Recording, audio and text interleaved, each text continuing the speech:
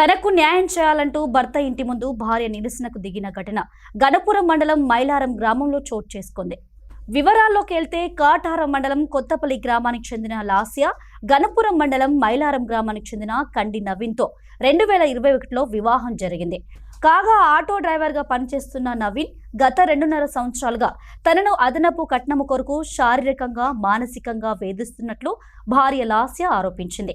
తనకు న్యాయం చేయాలని భర్త ఇంటి ముందు బైఠాయించి నిరసన వ్యక్తం చేసింది. వేరే వ్యక్తులతో అక్రమ సంబంధాన్ని కొనసాగిస్తూ తల్లిదండ్రుల ప్రోద్బలంతో నవీన్ తనను వేధిస్తున్నట్లు లాస్య ఈ సందర్భంగా తెలిపారు. కాగా గతంలో కొన్నిసార్లు పెద్ద మనుషుల సమక్షంలో పంచాయతీలు జరిగిన నవీన్ ధోరణిలో ఎటువంటి మార్పు రాలేదని లాస్య ఆవేదన వ్యక్తం చేసింది. తనకు న్యాయం జరిగే విధంగా పోలీసులు స్పందించాలని ఈ సందర్భంగా ఆమె కోరారు. నా పేరు కండే లాస్య.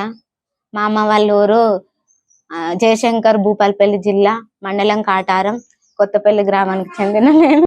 నా భర్త కండ నవీన్ అదనపు కట్నం కోసం నన్ను వేధించడం జరుగుతుంది. మా అత్తమామల మాటలు విని నన్ను చాలా సార్లు కొట్టడం, శారీరకంగా హింసించడం జరిగింది. వాళ్ళపై చట్టరీత్యమైన చర్యలు తీసుకోవాలని విజ్ఞప్తి చేసుకుంటున్నా. మా అత్తమామ ఎవరైతే ఎక్కువ డబ్బులు ఇస్తారో వాళ్ళతో మాట్లాడిపించి నా భర్తకు నన్ను దూరం చేసి మా మధ్యలో చాలా సార్లు గొడవలు పెట్టించడం జరిగింది. వాళ్ళ మాటలు పట్టుకొని కొట్టడం, తిట్టడం, మానసికంగా శారీరకంగా హింసించడం జరిగింది.